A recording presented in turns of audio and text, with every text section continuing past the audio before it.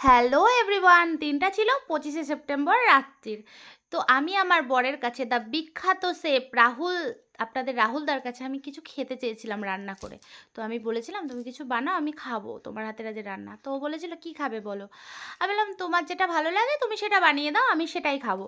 তো বললো, চলো তোমাকে আজকে একটা চিড়ে রেসিপি করে খাওয়াবো। আমি বললাম, চিড়ে রেসিপি? খানিকটা শুনে আমি মুখে উল্টালাম। তো তারপরে উনি চলে গেল রান্নাঘরে। তো পেঁয়াজ, কাঁচা লঙ্কা, কারি পাতা এসব নিল, বাদাম, চিড়ে। তো আমি ভাবলাম যাই হোক, কি না কি বানাবে।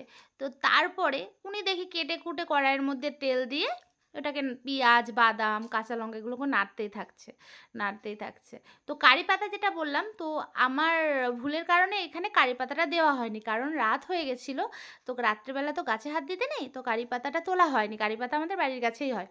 তো যাই হোক, আমাকে একটু বকাবকি করলো। আমি শুনলাম যে কারি পাতার জন্য ভালো হবে না, কিছু হবে না। আমি বললাম, ঠিক আছে, তুমি তো বানাও, কত ভালো হবে আমিও জানি তোমার রান্না। মনে মনে ভাবছিলাম, যাই হোক সামনে বলিনি।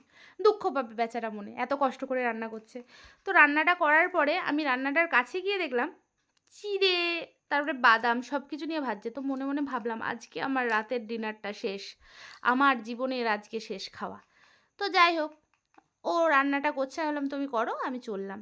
তো যাই হোক, রান্না করছে, দেখলাম নাড়তেই থাকছে, নাড়তেই থাকছে দূর থেকে। তো আমি বললাম, হলো?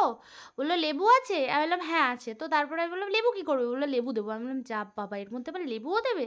টক হয়ে যাবে, খাওয়া যাবে না। যাই হোক, তো নিয়ে আসার রান্নাটা হয়ে যাওয়ার পরে সুন্দরভাবে বাবু সার্ভ করে আমার কাছে নিয়ে আসছে।